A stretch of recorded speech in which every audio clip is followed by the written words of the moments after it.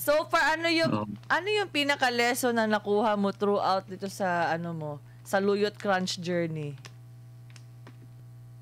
Wag mong susukuan yung gusto.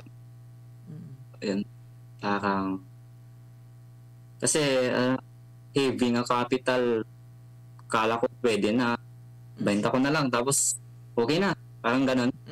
Yun yung thinking ko nung una, but in the process pala ang hirap niya. So mas gugustuhin ko na lang kung ako na mag ano na lang, parang magtrabaho na lang ako, wala akong iniintindi masyado. But pero yung pressure, tapos syempre lalo nung nakilala na ako, there's no going back na. So gusto ko yung parang inspire nila ako na sige, go na lang. I-pressure ko yung sarili ko, sanayin ko na ngayon ng mas maaga as soon as possible para in the future alam ko na yung gagawin. Matututo ako sa proseso ngayon.